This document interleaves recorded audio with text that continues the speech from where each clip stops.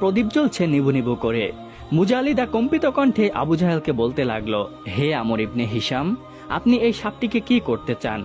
ও তো আপনার কোনো ক্ষতি করেনি, এত মেরেছেন তাও তো আপনাকে আক্রমণ করতে আসেনি, ওকে ছেড়ে দিলেও তো পারেন। মুজালিদার এই কথা শুনে আবু জাহেল রাগে অগ্নিশর্মা হয়ে গেল, তার গালে একটি চড় মারল এবং বলল, পাগল হয়ে গিয়েছো তুমি? ও মোহাম্মদের নাম নিয়েছে, নিশ্চয়ই মোহাম্মদ ওকে জাদু করে পাঠিয়েছে, তাই সাপ হয়েও ও কথা বলতে পারছে। ওকে আমি কখনোই ছেড়ে দিব না, আমি এর প্রতিশোধ অবশ্যই নিব। এভাবে বাকতর্ক করে তারা দুজনেই ঘুমিয়ে পড়ে। কিন্তু মুজালিদার অন্তর ছিল অনেকটাই নরম, তার মনে মায়া ছিল, সে সহ্য করতে পারল না।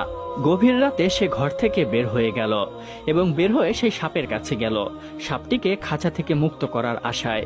অন্যদিকে মুজালিদা ঘর থেকে বের হওয়ার পরপরই আবু জাহেলের ঘুম ভেঙে যায়। সে তাকে পাশে দেখতে না পেয়ে সে ইতস্ত বোধ করে এবং ভাবতে থাকে, নিশ্চয়ই সেই সাপটিকে ও ছাড়াতে গিয়েছে। তাই আবু জাহেল দেরি না করে ঘর থেকে বের হয়ে যায়। মুজালিদা যখনই সেই সাপের কাছে যাবেন তাকে মুক্ত করার জন্য, তখনই সে দেখতে পেল আবু জাহেল ঘর থেকে বের হচ্ছে। মুজালিদা আবু জাহেলকে দেখে ভয় পেয়ে যায়, সে থ মেরে দাঁড়িয়ে থাকে। আবু জাহেল এসে